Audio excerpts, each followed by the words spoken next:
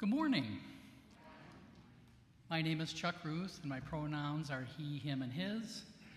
I have the joy of serving on your Board of Trustees, and it's my pleasure to welcome you here this morning. If you are here for the first time, thank you for joining us. We look forward to getting to know you. We invite everyone present in the sanctuary today to join our in-person community time immediately following the service. We are delighted to welcome Celine and Don Woznicka to our pulpit today. Longtime Oak Park residents, they are both founding members of the leadership team of the Migrant Ministry, an interfaith effort sponsored by the Catholic community Oak Park. And now Marty Swisher has an announcement. Good morning, everyone. Good morning. I'm so pleased to be able to announce that this morning's guest musician is Nora Lugaci, who is a recipient of our 2024 vocal music scholarship that we have.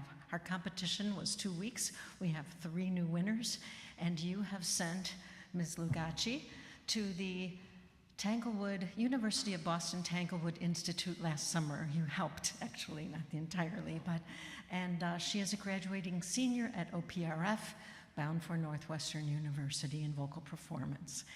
And it's very exciting to be able to announce that today, for the first time after services, you will be able to purchase tickets to the April 26th Spring Music Festival, which in part has funded these scholarships for these vocalists for years, in part. So Nora will be singing for you this morning.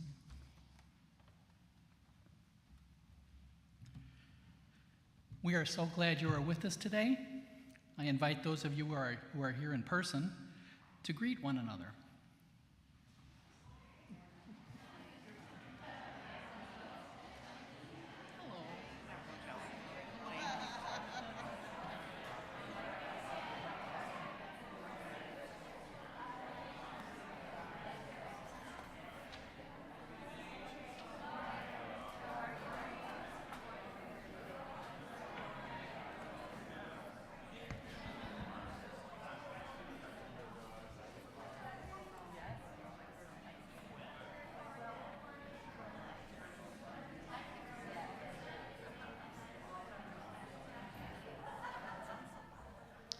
Good morning, all. My name is Madonna Thielen. My pronouns are she, her. And our chalice lighter today is Patty. Patty is a wonderful contributing member of the Immigration Justice team. She loves her weaving and her dog. So please join me in the opening words of our chalice lighting. We are Unitarian Universalist. This is the church of the open mind, the loving heart, and the helping hands. We take care of planet Earth and each other.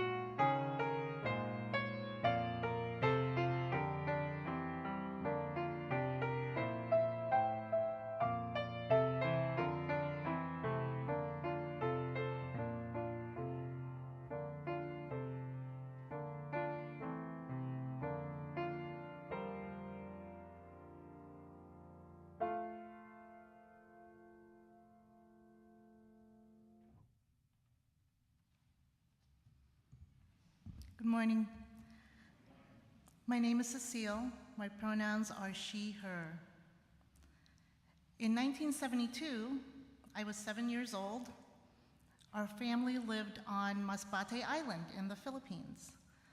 I remembered it as small and quaint, but in actuality, 1 million people lived there. We lived in a modest house in the city near the hospital. Years before my parents met at that hospital, I was born there, as were 3 of my siblings.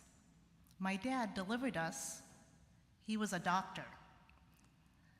I remember walking to his office around the corner from our house to his father's house, my grandfather. My dad was also editor of our city newspaper, and he once ran for mayor. Small town. He and his friends were involved in local politics. They knew President Ferdinand Marcos was set to become a dictator, and my parents didn't want to raise us in a dictatorship.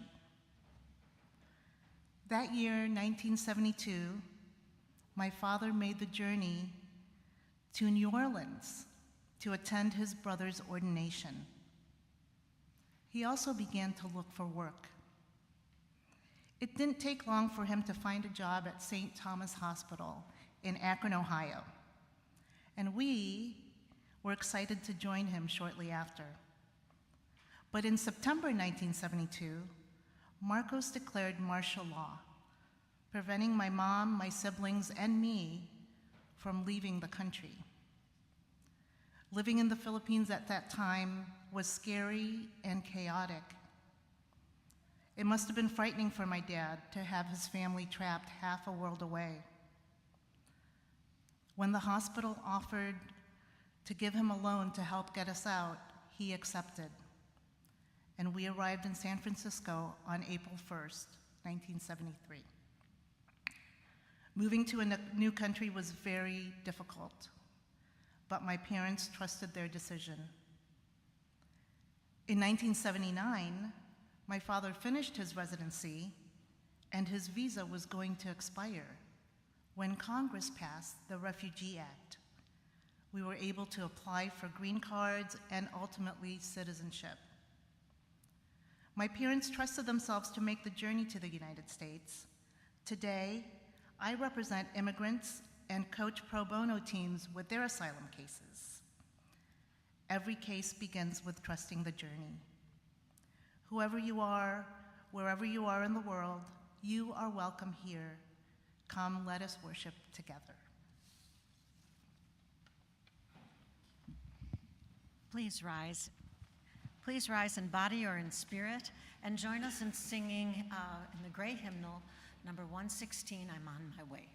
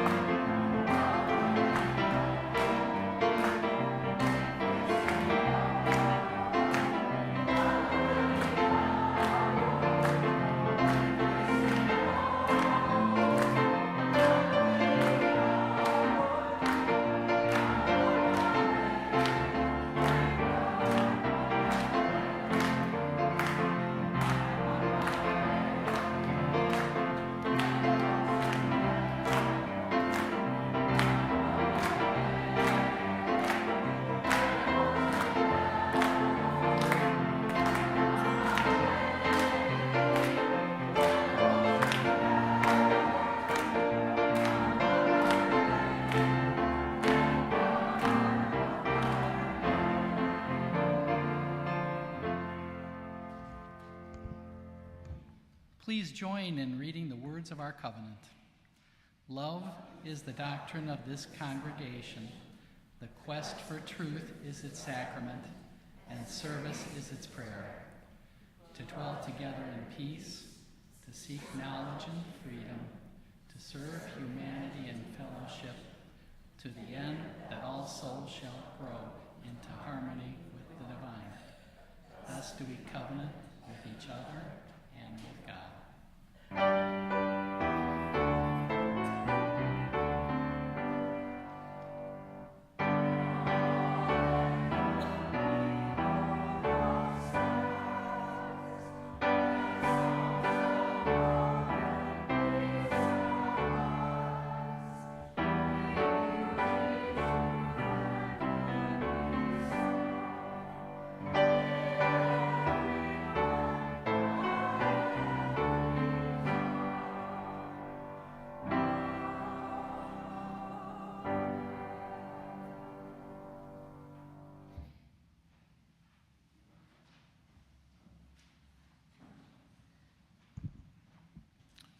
My name is Jay Cohen. My pronouns are he, him. I'm a member of the spiritual care team. We always say this is the church of the open mind, the loving heart, and the helping hands. And one of the ways we live that out is by sharing the joys and sorrows of our lives. If you would ever like for one of your joys or sorrows to be shared from the pulpit, you feel free to put it in the book right outside the sanctuary before the service, or you can email us anytime at spiritualcare@unitytemple.org. Please know that we are all here to sit with people and listen in times of both joy and sorrow. Here are the items that were shared today. We have a big sorrow in that yesterday long-term member Roy Lunding passed away. His entire family was gathered. It was a peaceful passing. Roy and Shirley have been members of this congregation for over 60 years. So to Shirley and family, please know that we are holding you deeply in all of our hearts today. Shirley's open to receiving cards and texts, but it's best to hold off on phone calls for now. There will be a service sometime in June and more information will be available. We also have a concern. Congregant Angela Romito is having an unexpected spinal surgery on Tuesday. She is a federal employee, so it's not a good time to take off of work. She also has a 5-year-old daughter, Nico, and family is coming to help. So please hold Angela and family in our hearts. We know that many others of us are holding others' joys and sorrows in the sanctuary of our hearts. If you would like to honor one of those joys and sorrows, we invite you to come and put a stone into one of the containers of water. There are 4 of them throughout the congregation. We will do the spiritual practice in silence. Let us begin.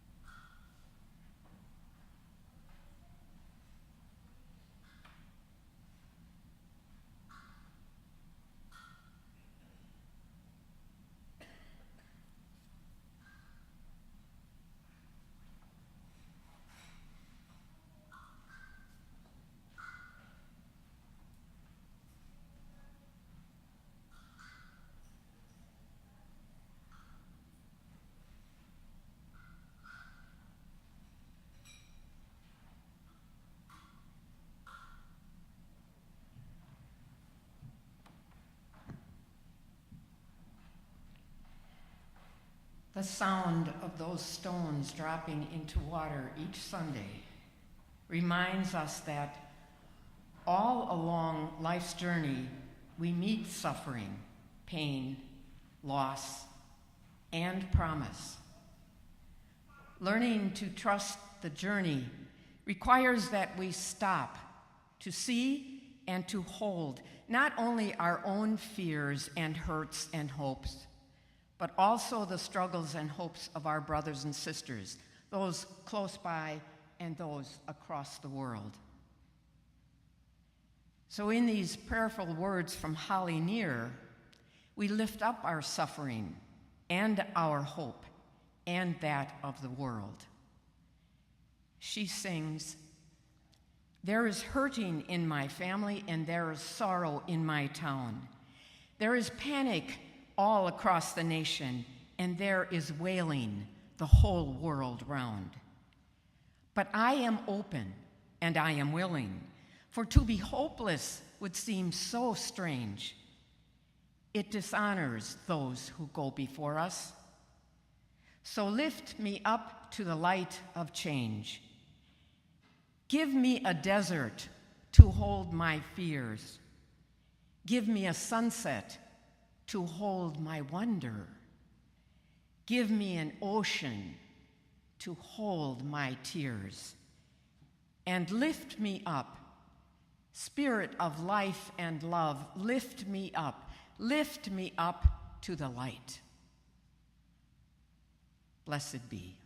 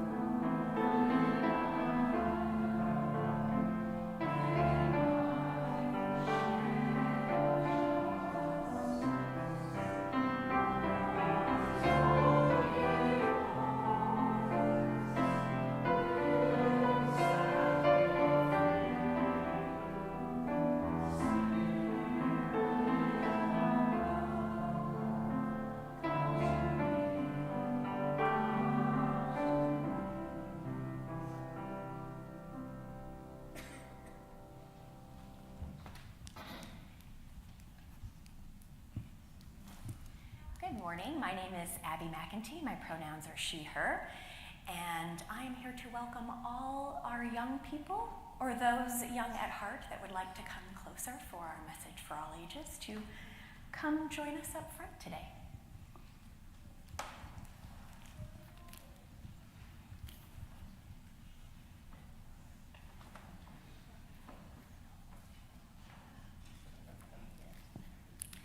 This story today is called Dreamers, and it is by Juji Morales. I dreamed of you, then you appeared. Together we became amor, love, amor. Resplendent life, you and I. One day, we bundled gifts in our backpack and crossed a bridge outstretched like the universe. And when we made it to the other side, thirsty, in awe, unable to go back, we became immigrants. Migrantes, you and I. The sky and the land welcomed us in words unlike those of our ancestors. There were so many things we didn't know. Unable to understand and afraid to speak, we made lots of mistakes. You and I became caminantes. Thousands and thousands of steps we took around this land until the day we found a place we had never seen before. Suspicious, improbable, unbelievable, surprising.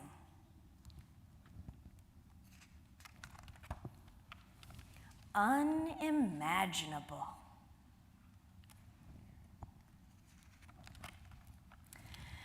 Where we didn't need to speak, we only needed to trust, and we did. Books became our language. Books became our home. Books became our lives. We learned to read, to speak, to write, and to make our voices heard. Someday, we will become something we haven't even yet imagined. But right now, we are stories. We are two languages. We are lucha, we are resilience, we are hope. We are dreamers, sonadores of the world. We are love, amor, love.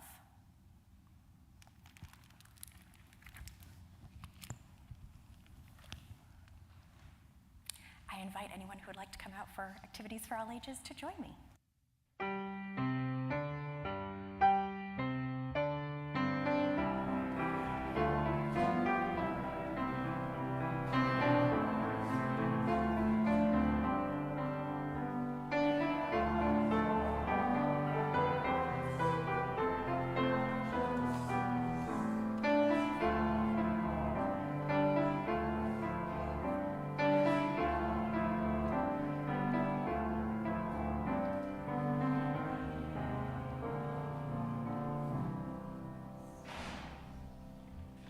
Good morning.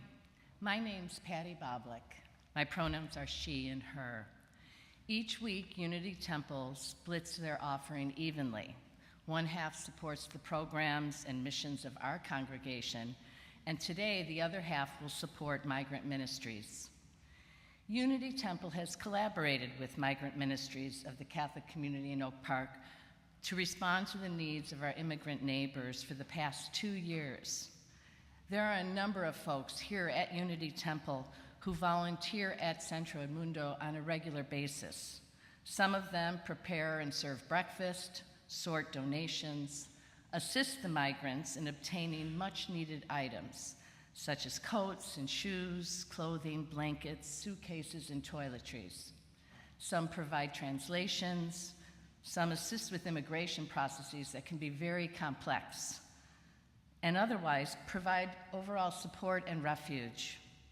Throughout the month of March, we have focused on immigration justice, and I'm a member of the immigration justice team. Personally, I've volunteered on Mondays, which is sorting day at Centro Mundo, and we basically sort through the bags of donated items and organize them. I've also helped out by picking up some donated items directly from a donor who, for one reason or another, was unable to deliver them. There are so many volunteer opportunities that are available to anyone who is interested. And if you prefer a less hands-on approach, you can donate items from the Migrant Ministries wish list. Today, donations to migrant ministries will be used to buy socks, underwear, leggings, sweatpants, and office supplies for immigration aid. The migrant ministry is fueled by volunteers of all faiths and backgrounds. Anyone with a heart to assist our migrant brothers and sisters is welcome to join in this endeavor. Instructions for giving are in the order of service and on the screen. May we be transformed by our giving, and may the world be transformed by our gifts. Thank you.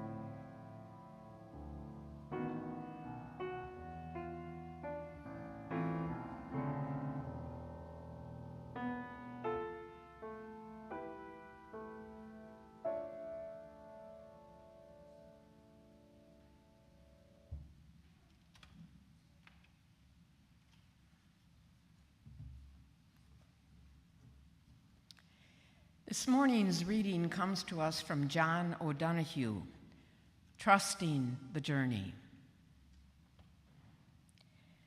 To acknowledge and cross a threshold is always a challenge. It demands courage and a sense of trust in whatever is emerging. This becomes essential when a threshold opens suddenly in front of you, one for which you had no preparation. This could be illness, suffering, or loss. Because we are so engaged in the world, we usually forget how fragile life can be and how vulnerable we always are. It takes only a couple of seconds for a life to change irreversibly. Suddenly, you stand on strange, completely strange ground, and a new course of life has to be embraced. Especially at such times, we need desperately blessing and protection. You look back at the life you have lived up to a few hours before, and suddenly it seems so far away. Think for a moment how across the world someone's life has just changed, irrevocably, permanently, and not necessarily for the better. And everything that was once so steady, so reliable, must now find a new way of unfolding. Though we know one another's names and recognize one another's faces, we never know the destiny that shapes each life. Each life is a mystery that is never finally available to the mind's light or questions. But no threshold need be a threat, but rather an invitation and a promise. Whatever comes, the great sacrament of life will remain faithful to us, blessing us always. We merely need to trust the journey. May it be so.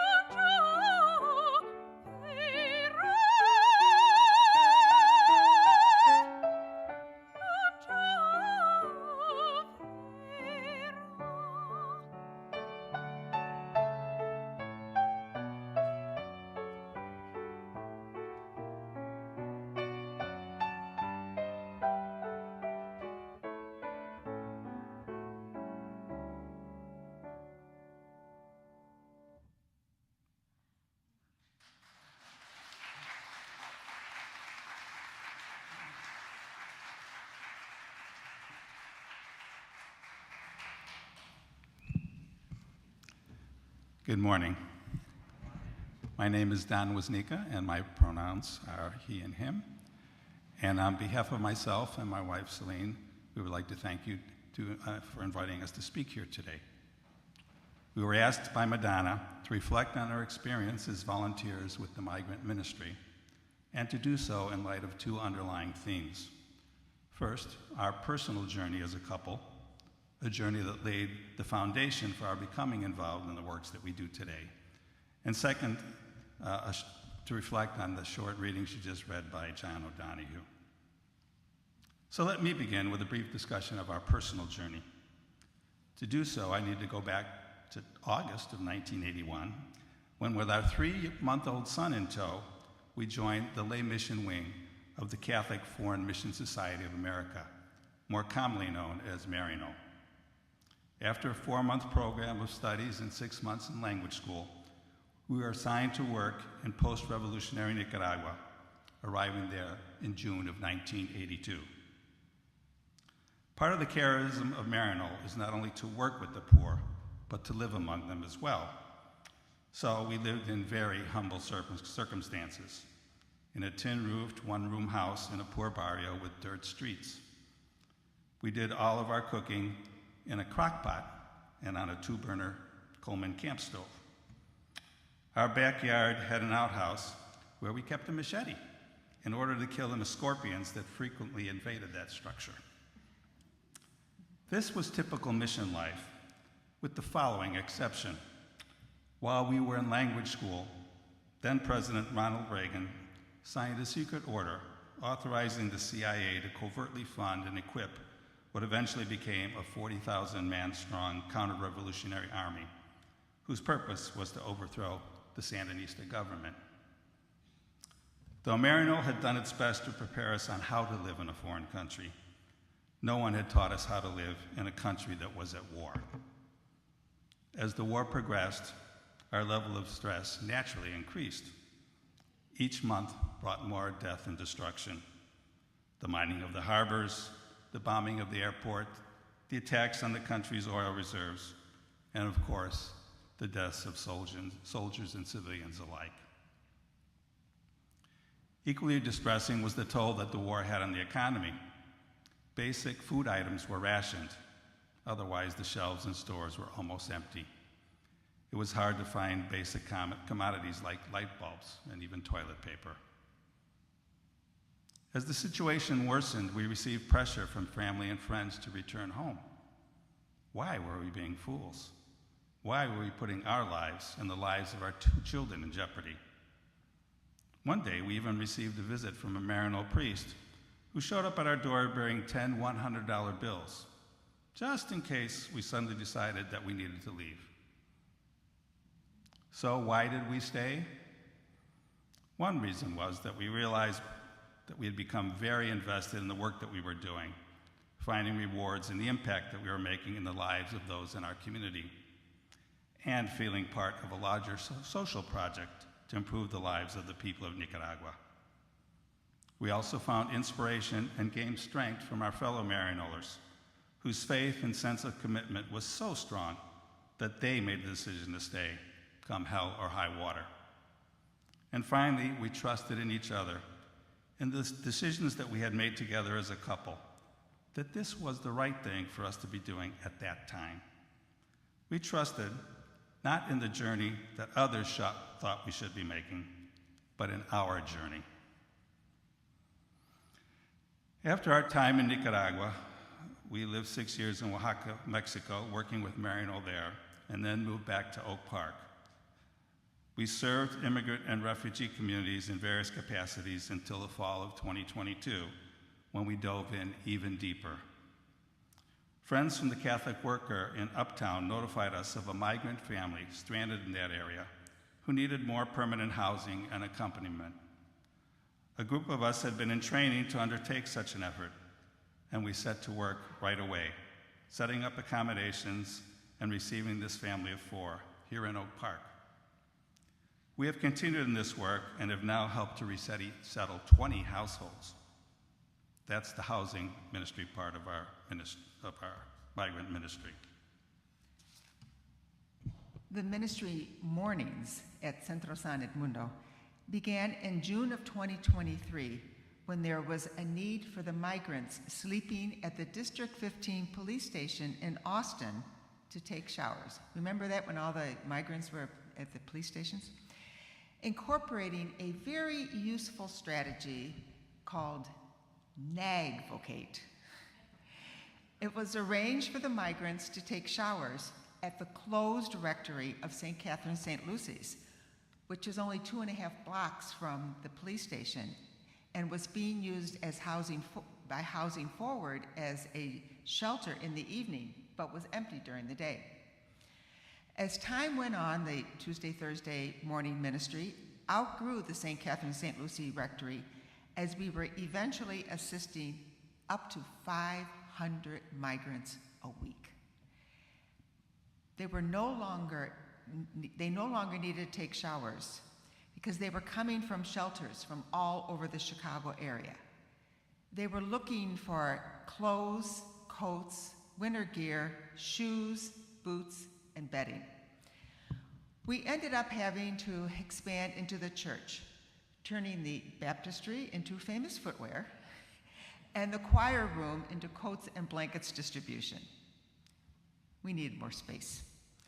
The former St. Edmund's School building became available to us when the children's school that was leasing it moved out. We moved in December of 2023. Now we have an entire school building, and our ministry has really grown. In addition to the free stores for the distribution of goods, we have a breakfast area and a children's play area, and provide immigration support services, like Patty was explaining, social services, ESL classes, and healthcare. To date, we have served over 18,000 migrants. That's our program. That's the impact statement regarding the services we provide and the numbers served in various ministries. But what about the larger impact, that which cannot be measured in numbers? What has this journey taught us, especially about trust? The journey's rough right now. Many of the migrants that we know are at risk of deportation. Temporary protective status is scheduled to end in 2 weeks, and humanitarian parole will be ending on April 25th. Many of our migrant brothers and sisters are legally in the United States because of those two programs. We have had 3 possible ICE sightings outside of Centro San Edmundo. We have a rapid response plan in case ICE tries to enter St. Edmunds, and we are putting the final touches on a terribly sad family action packet that, among other things, guides parents in filling out the document needed to assign temporary custody of their children in case they are separated and the parents are deported.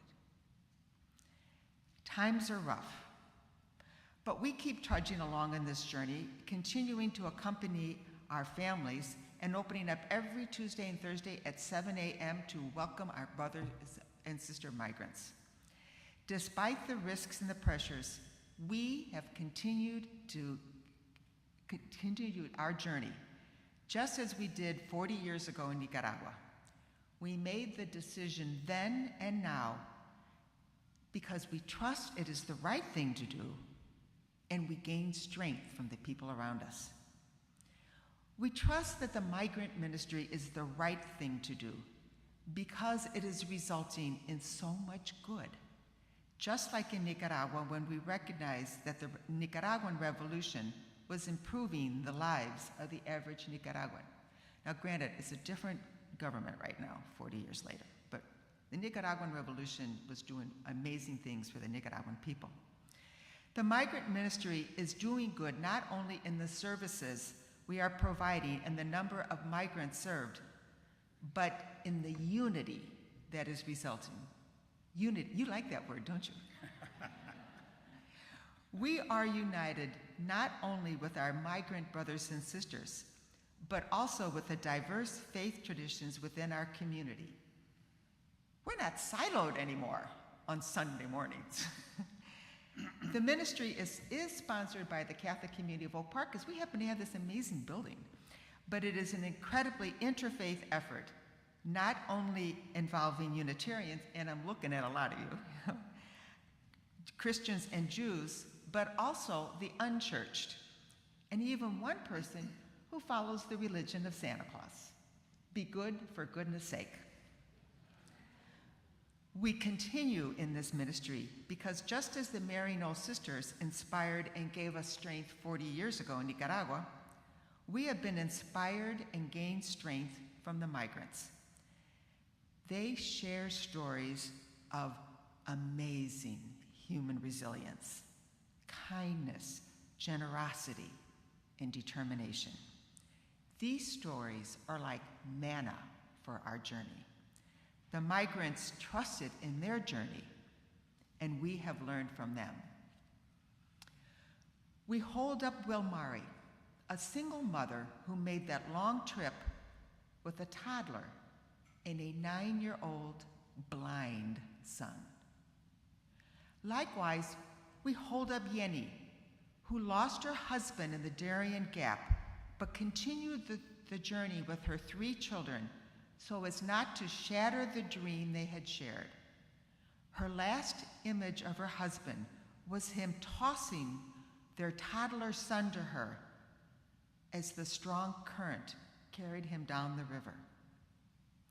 We honor the migrants at District 15 who allowed the local houseless who hung around the station to eat first, when the meals were delivered, because hunger knows no nationality. We celebrate the 2 migrant women who arose at 4 a.m. and walked from near the Morton salt shed to Centro San Edmundo, 8.4 miles, to get needed clothing and supplies.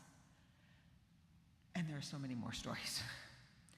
As noted earlier, our present journey is tough, but it is nothing in comparison to the journey that our brothers and sisters took through 7 countries, across the Darien Gap, and through areas controlled by human traffickers and drug cartels. Our journey is different and admittedly stressful, but we see so much good in what is happening. We gain strength from so many amazing people, and as a couple, we have made it our journey. How can we not trust in this journey? Thank you for allowing us to share some reflections with you this morning.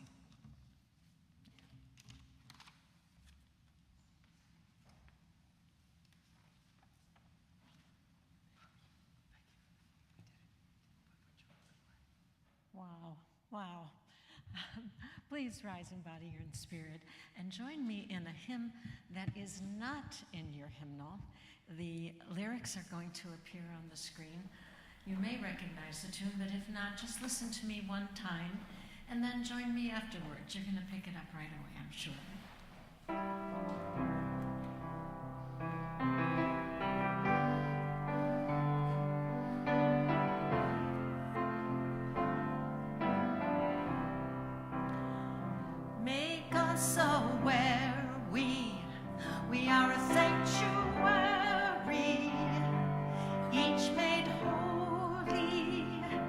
Loved right through with thanksgiving, we are.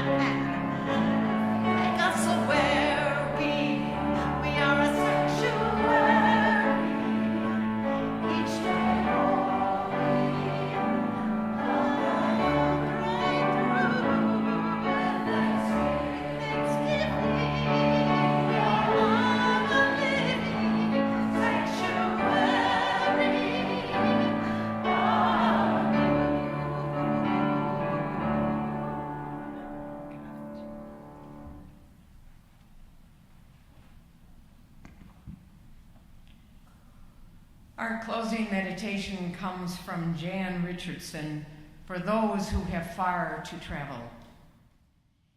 If you could see the journey whole, you might never undertake it, might never dare the first step that propels you from the place you know toward the place you know not. Call it one of the mercies of the journey, that you see it only in stages as it opens before you, as it comes into your keeping, step by single step. There is nothing left but to go. And by our going, take the vows the migrant takes, to be faithful to the next step, to rely on more than the map, to heed the signposts of intuitions and dreams, to follow the star that only you will recognize, to keep an open eye for the wonders that attend the path, to press on beyond distractions, beyond fatigue, beyond what would tempt you from the way of your journey. Trust your journey. Go forth. Blessed be. And now please join me in the words as we extinguish our chalice. Carry the flame of love and peace until we meet again.